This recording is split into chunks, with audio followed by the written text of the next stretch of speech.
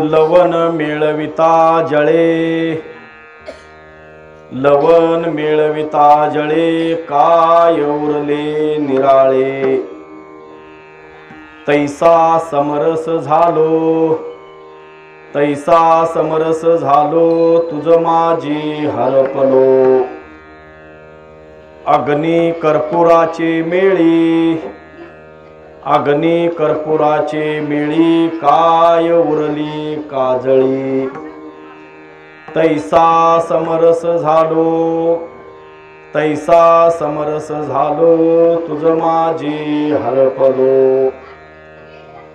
तुका म्हणे होती, तुका म्हणे होती, तुझ माझी एक ज्योती. तैसा समरस झालो, तैसा समरस झालो, तुझ माझी हरपलो. असो, सुरुवातीला थोडक्यात अभंगाचा भावार्थ पाहू आणि उरलेल्या वेळेमध्ये जेवढं चिंतन करता येईल तेवढं करायचं आणि शेवा वेळेत थांबवायची. जगद्गुरु तुकोबरायांच्या गात्यातील 4 चरणाचा अभंग आहे. जगद्गुरु तुकोबरा या अभंगाच्या माध्यमातून जीव आणि ईश्वराचं ऐक्य सांगतात. जीव ईश्वरापेक्षा वेगळा नाही, जीव ब्रह्मापेक्षा वेगळा नाही. जीव ब्रह्माचं, जीव ईश्वराचं ऐक्य आहे आणि भ्रमानं वेगळा वाटायला लागला. आणि असं ऐक्य असणार जगद्गुरु तुकोबराय दृष्टांताच्या माध्यमातून तुम्हा आम्हा यच्चे यावत जीवाला पटवून देतात. जगद्गुरु तुकोबराय सांगतात,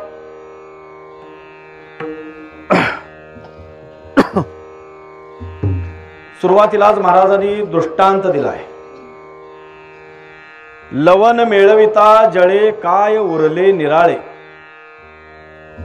लवण म्हणजे मीठ आणि जळ म्हणजे पाणी. मीठ पाण्यामध्ये गेल्यानंतर काय शिल्लक राहतं? शिल्लक काही राहत नाही. आणि पुढे महाराजांनी सिद्धांत सांगितला, तैसा समरस झालो, तुझ माझी हरपलो. पाणी आणि मीठ जसं एकरूप होतात, पाण्यापासूनच मीठ बाजूला झालं होतं, ते एकरूप झालं, त्यानंतर काही शिल्लक राहिलं नाही.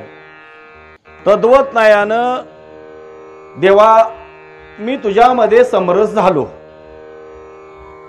तुझं माझी हरपलो, मी तुझ्यातच हरपून गेलो, वेगळा असा राहिलो नाही. परत महाराजांनी पुढे दृष्टांत दिला. अग्नी कर्पुराचे मेळी, अग्नी कर्पुराचे मेळी, काय उरली काजळी. अग्नी आणि कापूर एकत्र झालेत की काजळी शिल्लक राहत नाही. शिल्लक कायच राहत नाही, काजळीचा विषय सोडा. तैसा समरस झालो, तुझ माझी हरपलो. आणि शेवटी जगद्गुरु तुकोबराय सांगतात, तुका म्हणे होती, तुका म्हणे होती, तुझ माझी एक ज्योती. तुकोबराय सांगतात, तुझी आणि माझी एकच ज्योत होती. वेगवेगळ्या रूपानं जरी दिसत असल्या, एकत्र जर केल्या 2 ज्योती. आता मगाशी इथं पाद्य पूजन करत असताना तो विषय माझ्या लक्षात आला. वारा आहे जोरात, वात राहत नाही.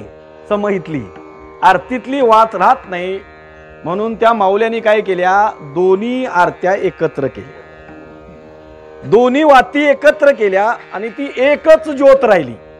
आता यातली वेगळी कुठली सांगता येत नाही.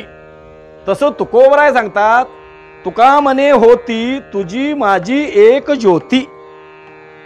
तैसा समरस झालो, तुझ माझी हरपलो.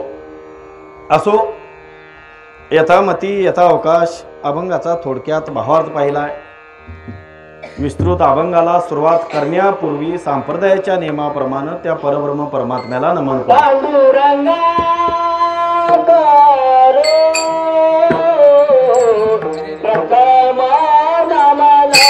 पांडुरंगा करू प्रथम नमन दुसरे चरण संतांसिया त्यांच्या कृपादाने कथेचा विस्तार हो बाबाजी सद्गुरु दास तुका.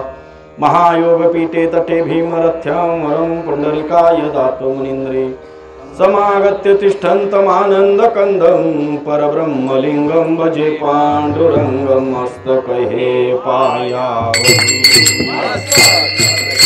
मस्तकहे पायावरी या वारकरी संतांच्या मजरदई सद्गुरुजीने तारिला संसार पुरू म्हणून विशेष अत्याधरू विवेकावरी. असो यथामती यथावकाश या ठिकाणी चालू असणारा हा अखंड 7 दिवसाचा नामयज्ञ आहे. आणि या नामयज्ञामधली आजची जागराची सेवा आहे.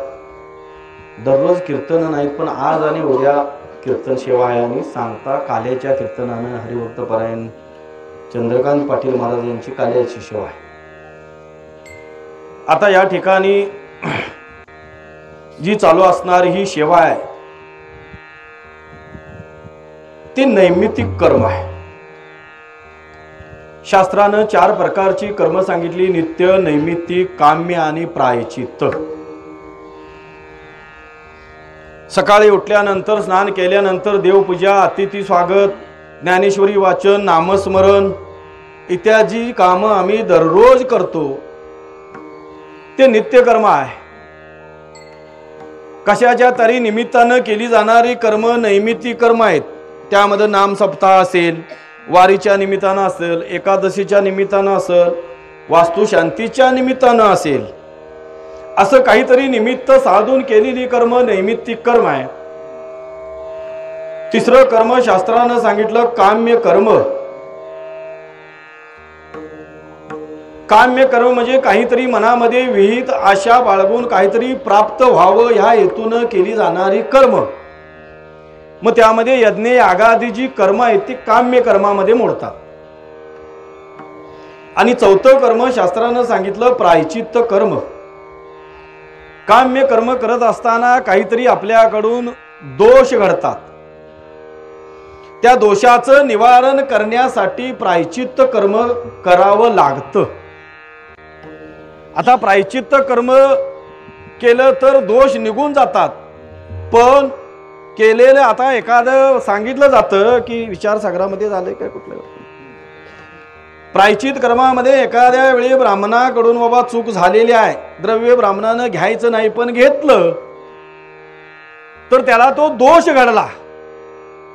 आता दोष घडलेला त्या दोषाचं प्रायश्चित्त घ्यायचं म्हणजे काय करायचं? त्या द्रव्याचा त्याग करायचा. आणि द्रव्याचा त्याग करून 3 दिवस उपवास करायचा आहे. ते द्रव्य ठेवून उपवास केला म्हणजे घडत नाही, लक्षात घ्यायचं.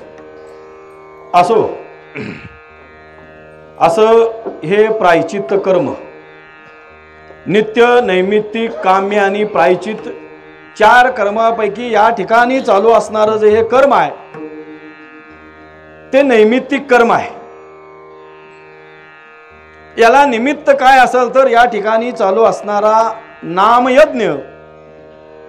आणि या नामयज्ञाला निमित्त जर काय असेल तर हरिभक्त परायण कैलासवासी तुकाराम मोरे गुरुजी यांची 37वी पुण्यतिथी. आणि या 37व्या पुण्यतिथीच्या निमित्तानं या ठिकाणची ही कीर्तन रूपी सेवा आहे. आणि ती माझ्यासारख्या पामराच्या वाट्याला आली, माझं महत्भाग्य आहे. मला वाटतंय 37 वर्षापूर्वी काय आम्ही म्हणजे 37 नव्हतो, पण या गेल्या 20 वर्षामध्ये 20 वर्षापूर्वी आम्ही यात आल्यापासून बऱ्याच वेळेला कीर्तनाला आम्ही इथंही आलो आणि त्या जुन्या घरामध्ये कीर्तन केलं होतं तिथंही आम्ही गेलो कीर्तनाला. पण इतकी वर्षे आम्ही आमच्या सर्वांच्याकडून ही सेवा घडत आहे. चालू वर्षी माझ्या वाट्याला ही कीर्तन रूपी सेवा आली, मी माझं भाग्य समजतोय. कारण कीर्तन आता सरांना सुद्धा माहिती आहे की आमचं दररोजच आता हे चालू आहे, सगळ्यांचंच. कोण कीर्तनकार असेल, कोण टाळकरी असेल, कोण गेळकरी तरी असतील, म्हणजे सगळ्यांचं हे आमचं रोजच कार्य चालू आहे. आज विशेष करून माझ्यासारख्या पामराच्या वाट्याला ही कीर्तन सेवा आली म्हणून मी माझं भाग्य समजतो.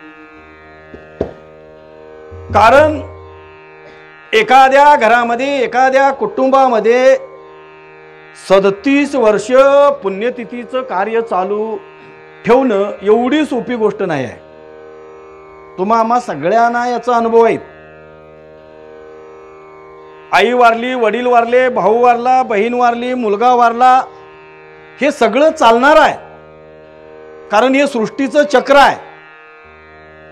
ज्याचा जन्म होतो त्याचा मृत्यू ठरलेला आहे.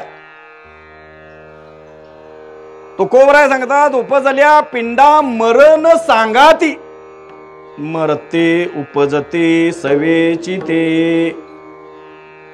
जन्माला आलेला जीव एक दिवस जाणार आहे, पण त्या गेलेल्या जीवाचं, त्या गेलेल्या वारकऱ्याचं म्हणा, भाविकाचं म्हणा, महात्म्यांचं म्हणा, पुण्यस्मरण 37 वर्षापर्यंत अव्याहतपणे चालू ठेवणं सामान्य गोष्ट नाही.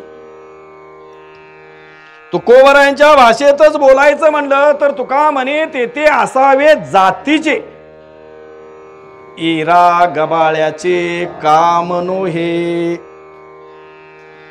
मला वाटतंय आता सर असतील किंवा त्यांचे बंधू असतील, पण ज्यावेळी त्या माऊलींनी ही सुरुवात केली त्यावेळी मुलांचाही त्यांना म्हणजे असं सहकार्य किंवा नव्हतेच म्हणा, लक्षात घ्या, लहान असतील त्यावेळी. पतिराजांचं देहावसन झाल्यानंतर पहिल्या पुण्यतिथीपासून चालू ठेवलेला हा अव्याहतपणे कर्माचा जो मार्ग आहे, सत्कर्माचा मार्ग आहे, आणि तो चालू ठेवणं त्या माऊलींचं सुद्धा फार मोठं योगदान आहे, लक्षात घ्यायचं. असं कधी घडतं? त्यासाठी पतिव्रता असावी लागते. तुकोबराय सांगता, तुका म्हणे पतिव्रता तिची देवावरी सत्ता. पतिव्रता स्त्री असेल तर तिची सत्ता देवावर आहे. पतिव्रते जैसा भ्रतार प्रमाण, आम्हा नारायण तैशा परी. जसं त्या माऊलींनी आपल्या पतिदेवांची ही सेवा अखंडितपणे 37 वर्षे चालवलेली आहे. त्या माऊलींच्या दृष्टीनं पती हाच परमेश्वर आहे, आणि पतिराजांच्यावर नितांत प्रेम असल्याशिवाय या गोष्टी घडत नाहीत. आत्ताचं जर बोलायचं म्हणलं तर ते न बोललेलं बरं. मग आम्ही कीर्तनकार असलो तरी आमच्या बायका करतील असं नाही, लक्षात घ्यायचं नाही. वस्तू आपल्यावर न बोललेलं बोल. सगळ्यांचे सब गोडे 12%, सगळ्यांचं तेच आहे, पण आपलं सांगितलेलं बरं. आणि त्यांच्या या मुलांनी आणि त्या मुलांच्या पत्न्यांनी, लक्षात घ्यायचं, त्यांनी बी या कार्याला सहकार्य करणं म्हणजे फार मोठं भाग्य आहे. म्हणजे त्यांचा सुद्धा मोलाचा वाटा आहे, लक्षात घ्यायचं. आता एखादं कार्य आम्ही घरात करायला लागलो तर आधी बायकांचा खो असतोय, कशाला करायला लागतंय, सारखं करायची काय गरज आहे. या सगळं अनुभव तुम्हा आम्हाला आहेत. मग बायकोनं आधीच हे घातलं की मग बाकीचं सगळ्यावर मोडा हे करता येतंय, पण बायकोच्या पुढं काय चालत नाही. म्हणून घरातल्या स्त्रिया जर संस्कारित असतील तर मग पुरुषाला सगळं कार्य यथासांग करता येतं. आणि ज्यांच्या पुण्यतिथी निमित्त हा जो सोहळा आहे, हा कार्यक्रम आहे, त्यांनी आपल्या कुटुंबावर अगोदर आपल्या पत्नीला जे संस्कार दिले ते मोलाचे संस्कार आहेत, आणि तेच संस्कार मुलांच्यावर दिलेत, आणि तेच संस्कार सुनांच्यावर सुद्धा झालेत, लक्षात घ्यायचं. आणि म्हणून संस्कार आधी महत्वाचे आहेत. त्या सरांची पत्नी असेल किंवा त्यांच्या भावांची पत्नी असेल, त्यांच्या पाठीमागल्या कुलातून सुद्धा तसं संस्कार आलेले आहे. संस्कार असल्याशिवाय या गोष्टी घडत नाहीत. मला अतिशयोक्ती करतोय किंवा मी स्तुती करतोय असं नाही. 37 वर्ष कार्य घडले म्हणल्यानंतर मी महाराजांना दुपारी फोन केला, थोडीशी माहिती घेतली. का कार्य आपण ज्या ठिकाणी करायचं आहे त्या कार्याची थोडीफार माहिती असायला पाहिजे.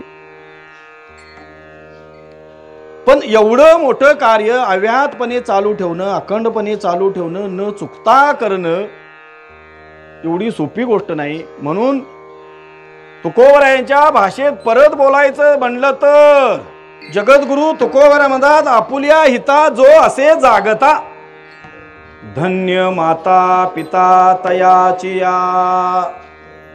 त्या कुळातली कन्या पुत्र सात्विक वृत्तीची असतात. आणि तुकोबराय म्हणतात, तुका म्हणे मज घडो त्यांची सेवा. अशा कुटुंबाची सेवा घडावी तुकोबराय म्हणतात. कीर्तनकारांच्या कुटुंबाची नव्ह. कीर्तन करीत फिरलं म्हणजे झालं नाही. देवाला ज्या कुटुंबाचा हेवा वाटतो त्या कुटुंबाची सेवा तुकोबराय म्हणतात मला घडावी. तद्वत या कुटुंबानं हे अंगीकारलेलं व्रत आहे ते फार वाखाणण्याजोगं आहे. आणि असंच हे उत्तरोत्तर चालत राहू अशी त्या परमेश्वराच्या चरणी प्रार्थना करू. जगद्गुरु तुकोबराय या अभंगाच्या माध्यमातून देव आणि भक्त, देव आणि जीव यांच्यातलं ऐक्य सांगितलेलं आहे. लक्षात घ्या. आता जीव आणि ईश्वर यांच्यामध्ये ऐक्य आहेच. कल्पित भेद आणि वास्तव अभेद अशी अवस्था आहे. देव आणि भक्तामध्ये कल्पित भेद आहे. भक्ती करायची म्हणली तर भेद असावाच लागतो. भेदाशिवाय भक्ती करता येत नाही. म्हणून देव आणि भक्तामध्ये भेद मानला आहे, पण तो कल्पित आणि वास्तव अभेद अवस्था आहे. लक्षात घ्या. मग जगद्गुरु तुकोबरायांनी या अभंगाच्या माध्यमातून तोच सिद्धांत पटवून द्यायचा प्रयत्न केलाय. त्याला 2 दृष्टांत दिलेले आहेत. वास्तविक पाहिलं तर जीव हा ईश्वराचा अंश आहे. ज्या ईश्वरापासून जीव बाजूला गेला, कशाने गेला बाजूला? भ्रम आहे. गेला काय बाजूला? गेलेला नाही, पण वाटायला लागले जीवाला मी वेगळा आहे. जीव ईश्वरापेक्षा वेगळा नाही. कसा आहे? जो परब्रह्म परमात्मा आहे त्याला उपाधी कुठली नाही. निर्विकार आहे तो. महाराज सांगतात उपाधी वेगळे तुम्ही निर्विकार, काहीच संसार तुम्हा नाही. त्या परमात्म्याला संसार नाही. आता इथं परमात्मा शब्द वापरला म्हणजे ब्रह्मवाचक आहे, हे लक्षात ठेवायचं. त्या परमात्म्यापासून ईश्वर झाला. ईश्वर जो आहे त्याला माया उपाधी आहे.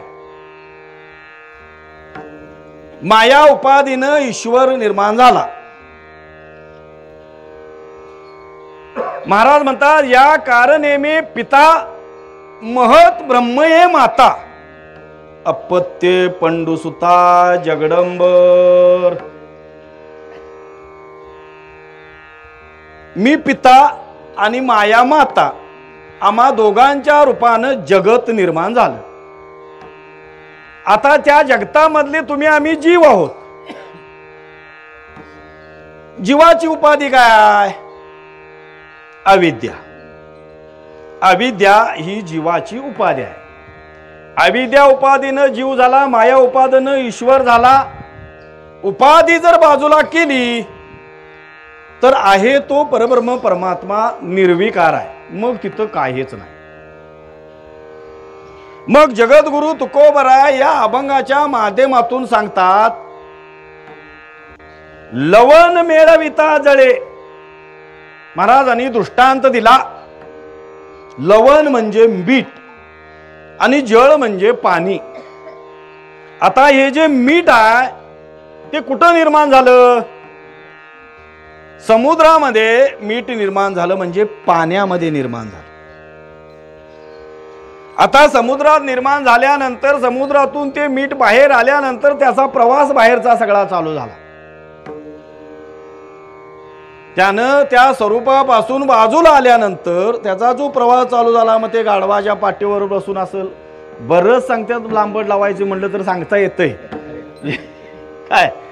कीर्तन लांबवायचं म्हणलं तर मग त्याला बरीच हनुमंताच्या शिफ्टीगत लांबवता येतंय. म्हणजे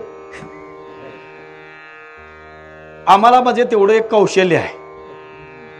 आटोपतो घ्यायचं झालं तर काय करायचं आणि लांबवायचं झालं तर काय करायचं. हनुमंताच्या शिफ्टीचा दृष्टांत आपल्याला माहिती आहे. लंका जाळली त्यावेळी शेपटीला सगळ्या नगरीतली वस्त्र गुंडाळायला चालू होती. जेवढी पुरा लंकेतली वस्त्र गुंडाळी तरी शेपूट रिकामी पुढे शेंड्याला राहिलेलीच असायची. शेवटी सीतामातेच्या अंगावरली वस्त्र आणा म्हणून रावणानं हुकूम दिला. आता लंकेतली सगळी वस्त्र संपल्यात, आता सीतामातेच्या अंगावरली वस्त्र तेवढी आणा आता म्हणून सांगितलं. हे वाक्य कानावर आल्याबरोबर हनुमंतानं काय केलं? शेपूट आकडली महाराज. तसं कीर्तनाचं घड्याळ बघायचं, आकडायचं काय लांबडं करायचं ते आपण ठरवायचं. आणि ही कायमचीच आमची लोक आहेत होई. रोज कायम तीच ऐकणार आहेत. रोज रोज याचं काय ऐकायचं. आज जरा अभंग वेगळा आहे. मी बी आजच पाहिलाय. आधी पाठ करण्यातच दुपार बसणे वेळ घालवला. पाठ तरी व्हायला पाहिजे, सांगायचं काहीतरी असो. अभंग वेगळा असला की सांगायला तेच चालतंय. त्यामुळं घेतल्या बरोबर टाळकरी मंडळी बी जरा यालबाडल्या झाली. आज काय वेगळंच आहे. तद्वत न्यायानं काय सांगित होतो मी? कीर्तन सांगितलं.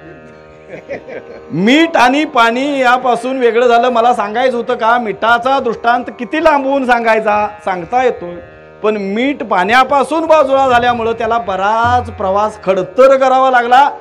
शेवटी त्याला फोडणीत पडावं लागलं. चटकं फोडणीचं सण करावं लागलं त्या मिठाला. त्याच्या पुढं सुद्धा ते कुठंपर्यंत गेले ते आपल्याला माहिती आहे. त्याला ह्या परत जीवाची संग झाल्यानंतर त्याला विष्ठा रूपानं बाहेर यावं लागलेलं आहे. म्हणजे एवढा मिठाचा प्रवास झाला. परत ते गटार नाल्याच्या रूपानं परत समुद्रापर्यंत गेल्यानंतर त्याचा प्रवास संपला. म्हणजे काय ही अवस्था झाली मिठाची? पाण्यापासून बाजूला झाल्यामुळं. मग तुकोबराय म्हणतात लवण मेळविता जळे. बाजूला गेलेलं मीठ परत पाण्यामध्ये आलं, परत स्वरूपाच्या ठिकाणी आलं. जिथून बाजूला गेलं होतं त्या ठिकाणी परत आलं. ज्ञानोबरायांनी दृष्टांत दिलाय. लवणाची कुंजरी निघालिया लवण सागरी. मिठाची हत्तीन केलिया आणि तिला पाणी प्यायला पाण्यात नदीत नेलिया. आता ती पाणी प्यायला नदीत गेल्यानंतर बाहेर येईल काय कासरा वाढल्यावर? ती त्या पाण्याशी समरस झाली. अभंगाच्या पहिल्या चरणात सांगितलं. जगद्गुरु तुकोबारायांनी पहिल्यांदाच दृष्टांत दिला. लवण मेळविता जळे काय उरले निराळे. मीठ पाण्यामध्ये गेल्यानंतर वेगळं निराळ काही शिल्लक राहत नाही. आणि या दृष्टांतानं महाराजांनी सिद्धांत सांगितला. तैसा समरस झालो तुझ माझी हरपलो. भगवंता मी तसा समरस झालो म्हणतात महाराज. कुणाबरोबर समरस झालो? तुझ माझी हरपलो. ज्या स्वरूपापासून बाजूला आलेलो होतो त्या स्वरूपामध्ये परत मी लीन झालो. मग जीव कुठून बाजूला आला? जीव त्या ईश्वरापासून, त्या ब्रह्मापासून बाजूला आलेला आहे. माया उपाधी धारण केली आणि तो जीव म्हणून आला. मग आता तो वेगळा आहे काय? स्वरूपानं एकच आहे. स्वरूपानं एकच आहे, फक्त वाटायला लागलाय वेगळा. मग हे वाटणं घालवायचं आहे काय? स्वरूपापाशी जाऊन बसायचं आहे कुठं? फक्त वाटतंय ते घालवायचं आहे. वाटणं हा हे भ्रमण आहे, भ्रमाय. बरीच उदाहरणं देता येतील. रज्जू सर्पाचं उदाहरण आहे. वाटत पडलेल्या रज्जूवर सर्प भासला. त्या ठिकाणी प्रकाश टाकल्यानंतर दोरी कळाली. आता सर्प गेला कुठं? सर्प होता काय तिथं? नव्हताच. लक्षात घ्यायचं.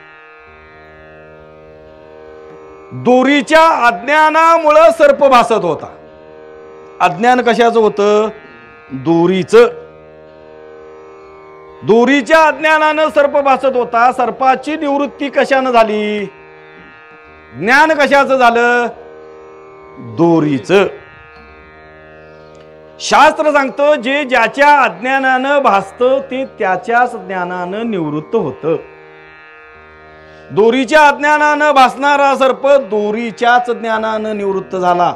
दुसऱ्या कुठल्याही ज्ञानानं निवृत्त होऊ शकणार नाही.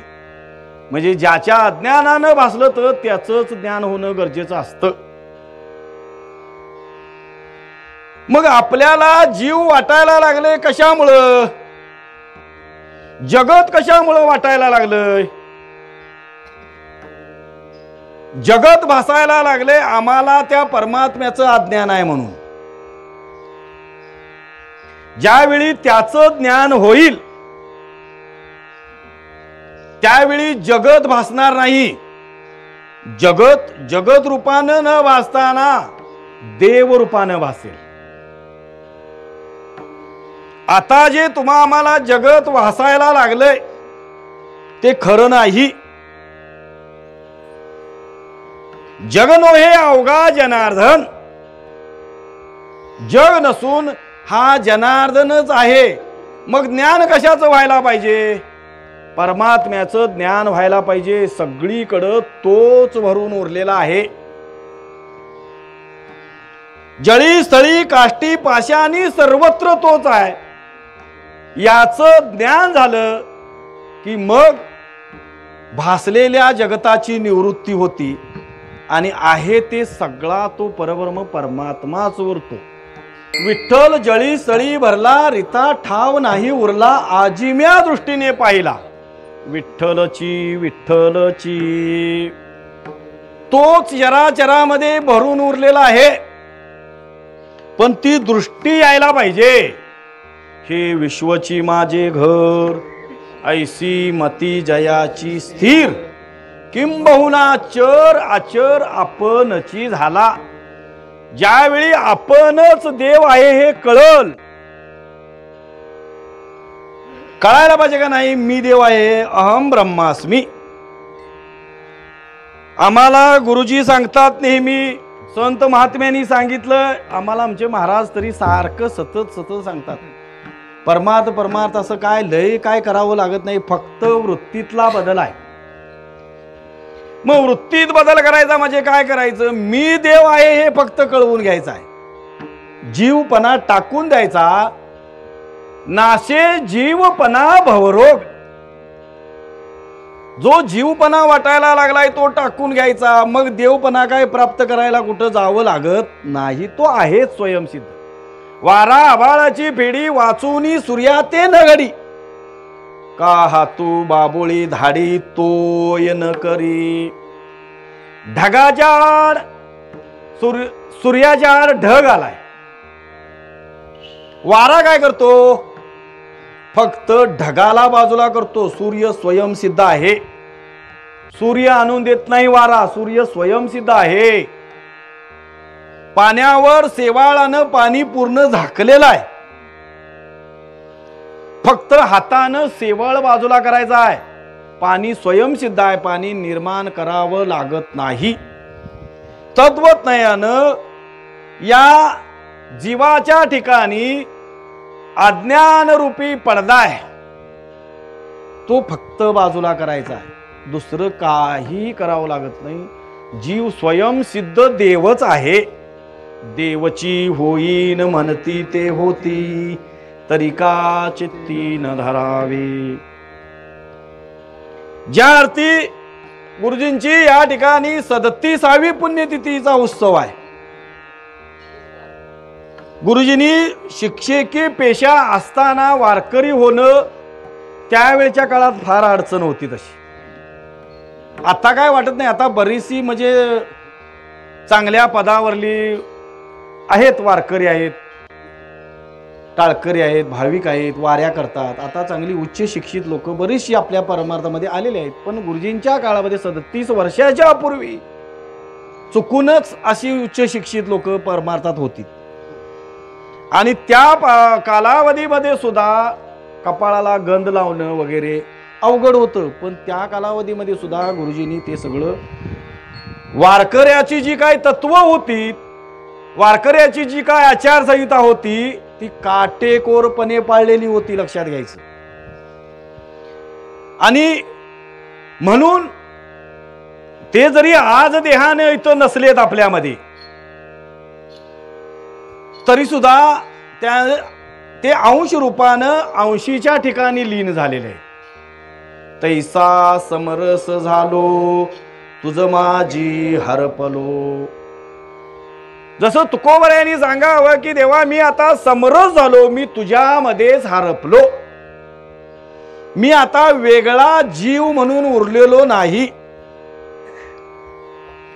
कारण जीव आणि ईश्वर आणि ब्रह्म यांच्यामध्ये ऐक्य आहे. हे ऐक्य पटवून देण्यासाठी ही सगळी शास्त्र आहेत. शास्त्राचे भांडण तप तीर्थाटन उर्वीचे भ्रमण याजसाठी म्हणले महाराजांनी. हे सगळं कशासाठी आहे? तू वेगळा नाहीस हे कळवून घेण्यासाठी आहे.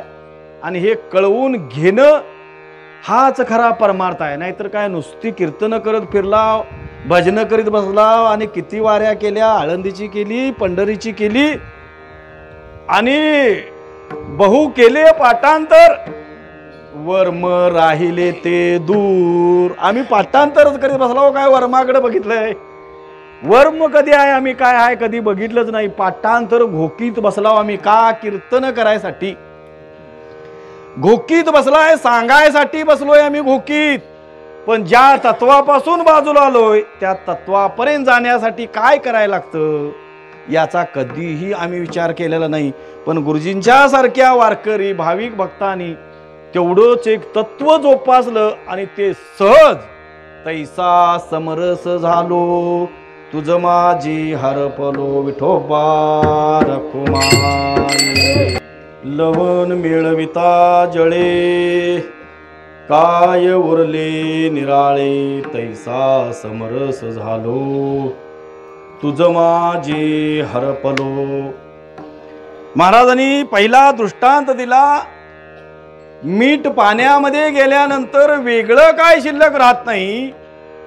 तद्वत नयानं देवा मी तुझ्यामध्ये समरस झालो, तुझ माझी हरपलो. आता समरस झालो म्हणजे काय झालो? देव झालो आपण.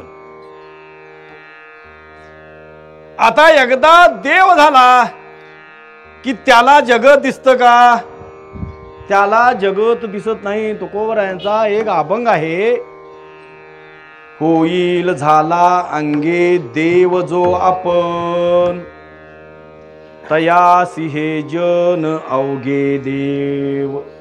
एरानी सांगाव्या रेमट कहाणी, चित्ता रंजवनी करावया. सुंदर महाराजांचा हा अभंग आहे. महाराज म्हणतात जो स्वतः देव झाला, होईल झाला अंगे देव जो आपण, ज्याला अनुभूती आली की मी देव आहे, मी वासुदेव तत्वता, कळो येईल विचारिता, आहे ठाऊक सभागिया संता, नाही दुजा अनेक मागुतागा. ज्याला मी देव आहे याचा अनुभव आला, अनुभव यायला पाहिजे. आम्ही बी म्हणतो मी देव आहे, अनुभव आहे का? अनुभव पाहिजे. संतांनी अनुभव घेऊन सांगितलाय. अनुभवे आले अंगा ते या जगात देत असे. तेच पुढं महाराज म्हणतात, ज्याला स्वतः देव झाला त्याला हे सगळं जग अवघे देव. आणि पुढं महाराजांनी सांगितलं, येरानी सांगाव्या रेमट कहाणी चित्ता रंजवनी करावया. ज्यांना अनुभव नाही मी देव आहे याचा, म्हणजे आमच्यासारखी, यांनी काय करायचं, या रेमट कहाण्या सांगायच्या. कशाला? चित्ताची रंजवनी करायची, फक्त अनुभवाचं काय बोलायचं नाही. मग जो स्वतः देव झाला त्याला वेगळं काहीही शिल्लक राहीत नाही. म्हणून महाराज म्हणतात, तुझ माझी हरपलो तैसा समरस झालो, तुझ माझी हरपलो. एका दृष्टांतानं लक्षात आलं नाही. महाराजांनी परत तिसऱ्या चरणामध्ये दृष्टांत आणि दिला. जसं ज्ञानोबरायांच्या ज्ञानेश्वरीमध्ये एक एक सिद्धांत पटवण्यासाठी कितीतरी दृष्टांत दिलेले आहेत. तैसा हृदयामध्ये मी रामू असता सर्व सुखाचा आरामू, का भ्रांताशी कामो विषयावरी. हीच ओविका निवडली मी. या अभंगाला हे साजेशी आहे. या ओवीसाठी महाराजांनी आधी 3 दृष्टांत दिलेत. काय दृष्टांत दिलं? पहिला दृष्टांत महाराजांनी दिला, पाहेपा दूध पवित्र आणि गोड, पाशी त्वचेची पदरा आड, परिते अवेरुनी गोचीड अशुद्ध काय न शेविती. का कमल कंदा आणि दरदोरी नांदोनुक एकेची घरी, परी पराग शेवीजे भ्रमरी एरा चिकलुची उरी. ना तरी निदैवाच्या परिवरी लोह्या रुतल्या ती शस्त्रवरी, परी तेत वैसोनी उपवास करी का दरिद्री. तैसा हृदयामध्ये मी रामू आस्था सर्व सुखाचा आरामू, का भ्रांताशी कामू विषयावरी. तत्वज्ञान तुकोबरायांनी इथं 2 दृष्टांत दिलं. त्यातला हा दृष्टांत आहे अग्नी कर्पूराचे मेळी. अग्नी आणि कापूर. आता कापराला अग्नी लावली, अग्नी लावल्यानंतर कापूर जळून संपला. आता पाठीमाग काय राख राहिली का शिल्लक? काजळी सुद्धा नाही. आत्ताच्या कापराची काजळी दिसत असेल, पण शुद्ध जो कापूर आहे, शुद्ध कापूर आहे, त्याला काजळी सुद्धा नाही. तुकोबरायांनी त्यावेळेची आज प्रसंग सांगितला. या त्यावेळेचा कापूर शुद्ध होता, आता भेसळ आहे. त्यावेळची साखर शुद्ध होती, आता भेसळ आहे सगळीकडं. प्रत्येक गोष्टीत आता भेसळीशिवाय काय शिल्लक राहिलेलं नाही. पण त्यावेळेचा जो कापूर होता त्याला काजळी सुद्धा नव्हती. इथं कापूर लावलेली जागा सुद्धा लक्षात येत नव्हती. तैसा समरस झालो तुझ माझी हरपलो. अग्नी आणि कापूर, अग्नी कर्पूराचे मिळी, काय उरली काजळी म्हणतात. अग्नी आणि कापराचं मिलन झाल्यानंतर काजळी सुद्धा महाराज म्हणतात शिल्लक राहत नाही. तैसा समरस झालो तुझ माझी हरपलो. या 2 दृष्टांतांनी महाराजांनी आम्हाला सिद्धांत पटवून द्यायचं काम केलं. म्हणजे जो सिद्धांत मुख्य आहे तो सिद्धांत सांगत असताना जगद्गुरु तुकोबरायांनी शेवटच्या चरणामध्ये सांगितला. जगद्गुरु तुकोबरायांनी 2 दृष्टांत देऊन सिद्धांत पटवून देण्याचं काम केलेलं आहे, जीव आणि ईश्वराचं ऐक्य सांगण्यासाठी. आता जगद्गुरु तुकोबरा या शेवटच्या चरणामध्ये आम्हाला सिद्धांत सांगतात मुख्य. तैसा समरस झालो तुझ माझी हरपलो, याच्या पुढचा हा सिद्धांत आहे. महाराजांनी तसा समरस झालो म्हणून सांगितलं. 2 दृष्टांत दिलेत. अग्नी कापराचा दृष्टांत दिला आणि मीठ आणि पाण्याचा दृष्टांत दिला आणि तैसा समरस झालो तुझ माझी हरपलो म्हणून सांगितलं. पण आता जगद्गुरु तुकोबराय शेवटच्या चरणामध्ये सांगतात, तुका म्हणे होती तुकोबराय सांगतात होती. काय होती? तुझ माझी एक ज्योती. समरस काही कशातही होत नाही. काय होतंय? होईल का? पाण्याचं आणि मिठाचं एकीकरण झालं का ती स्वरूपानं एकच होती. पाण्यामध्ये तुम्ही रॉकेल टाकून बघा. महाराजांनी सांगितलं नाही पाणी रॉकेलाचे मेळी म्हणून. पाण्यात रॉकेट टाकलं तर ते एकत्र काही केलं तरी होणार नाही. का? तर त्या दोघांचं स्वरूप भिन्न आहे. स्वरूप भिन्न असल्यामुळे ती एकत्र होऊ शकत नाहीत. अग्नी आणि कापूर सांगितला महाराजांनी.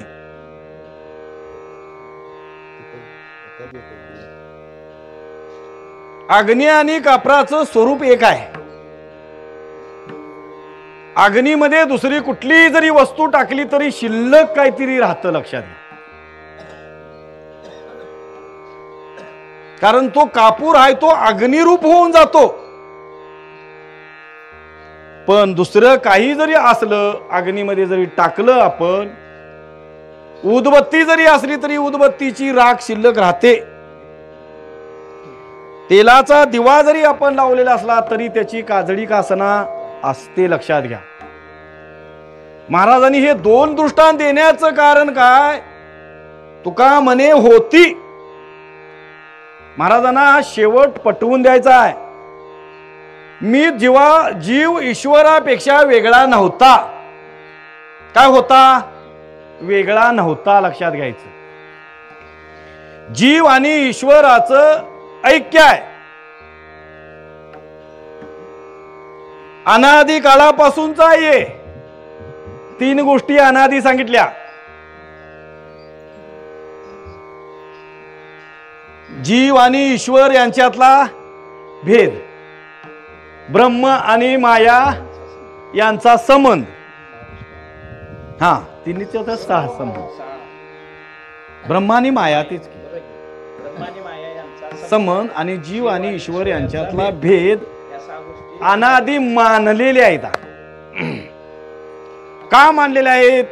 तर यांची उत्पत्ती सांगता येत नाही म्हणून अनादी. मग आता जीव आणि ईश्वर यांच्यामध्ये जो आम्ही भेद पाहतोय अनादी कालापासून मानलेलाच आहे. काय आहे भेद? मानलेला आहे. लक्षात घ्या. मी सुरुवातीला सुद्धा सांगून गेलो की कल्पित भेद आणि वास्तव अभेद आहे. मग हे जे जीव आणि ईश्वर यांचं जे स्वरूप आहे स्वरूपानं एकच आहेत. फक्त भ्रम जो झालेला आहे, अध्यास झालाय, शास्त्र त्याला अध्यास म्हणतं. झालेला अध्यास फक्त दूर करायचा आहे. अज्ञान नाहीये. मी कसा देव असेन हे वाटायला लागले काय नाही. देव आम्ही आहोत देव, पण वाटायला लागलंय जीव. हे वाटणं फक्त घालवायचं आहे. आणि म्हणून महाराजांनी शेवटी सांगितलं की तुका म्हणे होती. काय होती? तुझी माझी एक ज्योती.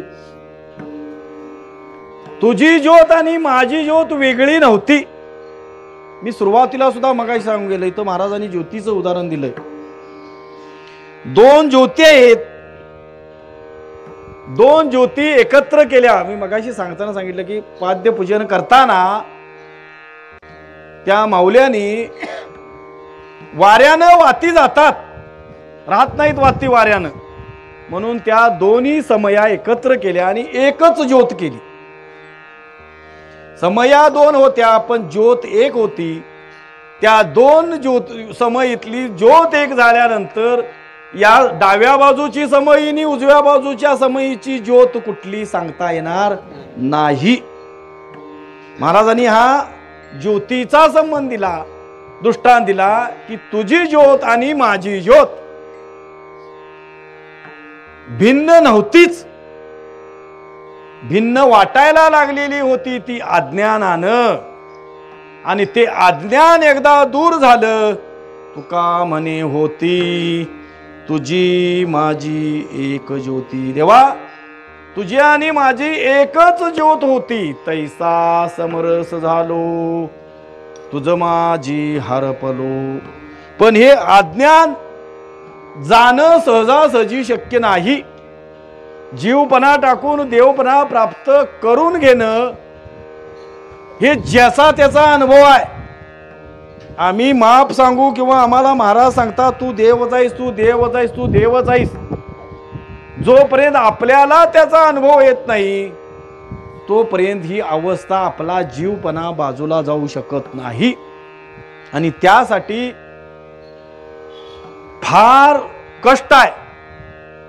परमार्थ नव्हे, लेकुराच्या गोष्टी आधी पोटी व्हावा अनुताप, अनुताप व्हावा लागतोय परमार्थामध्ये. मी मगाशी सुद्धा सांगून गेलो की जी काय संत महात्म्यांनी, शास्त्रांनी, संप्रदायानं आपल्याला आचारसंहिता घालून दिलेल्या आहे, त्या आचारसंहितेत राहणं अत्यंत गरजेचं आहे.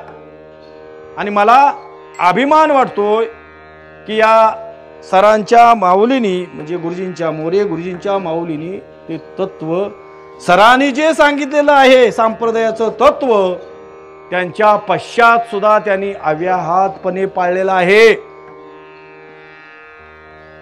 आपल्याला माहिती आहे वारकरी संप्रदायामध्ये हत्येला काय आहे हो? हत्या करायला त्याज्य आहे काय वर्ज्य आहे? वर्ज्य आणि त्याज्य. ग्राह्य काय त्याज्य आहे? हत्या वर्ज्य आहे. वारकरी संप्रदायानं हत्या करायची नाही. मला यांचा अनुभव आला. या माऊलींनी दोन्ही मुलांच्या लग्नामध्ये हत्या केलेली नाही, घरची परंपरा असताना सुद्धा. आणि या माऊलींनी खरोखर हे जे केलेलं आहे, या संप्रदायाचं जे हे तत्व आहे ते त्यांनी मनापासून पाळलेलं आहे. त्यासाठी गावाचा बराचसा बोल घ्यावा लागलेला आहे. एवढी सोपी गोष्ट नाही. गावाच्या भावकीच्या विरोधात जाऊन एखादं कार्य करायचं एवढं सोपं आहे का? आम्ही संप्रदायाचं एखादं तत्व बाजूला सारू, पण भावकीचं मोडून चालणार नाही बघा. उगाच त्यांच्याबरोबर राहायचं, रोज उठून त्यांच्या तोंडासमोर राहायचं. घडतंय का आम्हाला हे? नाही. पण त्या माऊलींनी आम्हा वारकरी संप्रदायाला खरोखर एक आदर्श घालून दिलेला आहे. दोन्ही मुलांच्या लग्नामध्ये त्यांनी हत्या केलेली नाही, गोडीच जेवण घातलीत. काय झालं त्याच्यामुळं? आम्ही म्हणतोय आमच्या पाठीमागनं चालत आलेला आहे, असं आम्ही मोडून चालणार नाही, आम्हाला ते करायलाच लागतं. आमच्या 2 असत्यात, 3 असत्यात, नंतर मुलाबाळासनी त्रास होईल, पुढं काहीतरी होईल, मुलंच नाही झाली तर काय करायचं? याकच नाही, ह्या सगळा भ्रम आहे, लक्षात घ्यायचं. देवाला काहीही तसलं लागत नाही. काय लागतं देवाला? देव भावाचा भुकेला हाची दुष्काळ तयाला. 4 पायाचं 2 पायाचं काहीही देवाला लागत नाही. त्यासाठी बऱ्याच वेळेला मी शबरीचा सुद्धा दृष्टांत देतोय. शबरीनं आपल्या लग्नामध्ये आणलेली बकऱ्याची दावण बघून शबरी घरातून निघून गेली. माझ्या लग्नात जर एवढ्या जीवांचा, निष्पाप जीवांचा जर बळी जात असेल तर मला लग्नच न केलेलं बरं. शबरी म्हणाली. शबरी कुठं विचारसागर ऐकाय जायला नव्हती. काय गेलती? काय केलतं शबरीनं? वाऱ्या केलत्या, सप्ताह केलतं, भजन केलतं, पूजन केलतं, काहीही केलं नव्हतं. पण ठाम निश्चय होता शबरीचा महाराज. आणि म्हणून शबरीला जक्क म्हातारपणी प्रभू राम भेटलेत. आम्ही वाऱ्या केल्या आणि काय केल्या तरी आम्हाला नुसतं दुरून दर्शनच आहे, प्रत्यक्ष नाही. म्हणून मला या कुटुंबाचा आदर्श सांगायचा आहे की या कुटुंबानं, त्या माऊलींनी आपल्या मुलांच्या लग्नामध्ये बकरी कापली नाहीत, गोड जेवण केलं. आणि खरोखर त्या मुलांनीही ते तत्व अव्याहतपणे आत्तापर्यंत पाळलेलं आहे. एवढी सामान्य गोष्ट नाही. म्हणून मी मगाशी सुद्धा सांगून गेलो की कुळी कन्या पुत्र होती जे सात्विक, तयाचा हरिक वाटे देवा. मग हे संस्कार आले कुठून? ज्यांची पुण्यतिथी आम्ही इथं साजरी करायला लागलोय त्यांनी वारकरी संप्रदायामध्ये असताना, शिक्षकी पेशा असताना, शिक्षकी पेशामध्ये लय अडचणी येतात. शिक्षक वारकरी जर झाला तर त्याला बाकीचं शिक्षक जे आहेत कधी ते काय सांगण्यासारखं नाही, आता बोलायला नको इथं, लय हे करतात. कारण मी शिक्षकांच्या मध्ये वावरलेलो आहे त्यामुळं मला अनुभव आहे, त्याला बाजूलाच हे करतात. शिक्षक म्हणजे एक व्याख्या होऊन बसली, आता हे चालू आहे त्यामुळं न बोलणं चांगलं. पण आपण बाकीच्यांचा विषय नाही, निदान आपल्या वारकरी संप्रदायामध्ये आपण राहणाऱ्यांनी, वारकऱ्यांनी, भाविकांनी हे दररोज कीर्तन प्रवचन ऐकणाऱ्यांनी तरी ते पाळणं अत्यंतिक गरजेचं आहे. आणि हे आपली तत्व आहेत, ती जोपासावी लागतात, हे आपलं इति कर्तव्य आहे. आणि ते या मोरे कुटुंबियांनी, गुरुजींनी त्यांना जो घालून दिलेला संप्रदायाचा धडा आहे तोच त्यांनी अव्याहत पुढं चालवलेला आहे.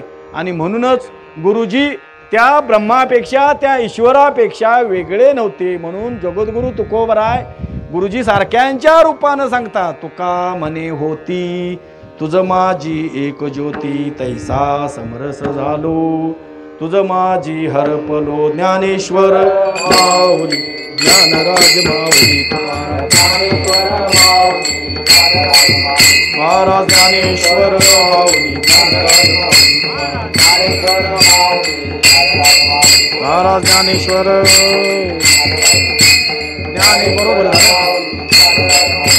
ज्ञानेश्वर माऊली.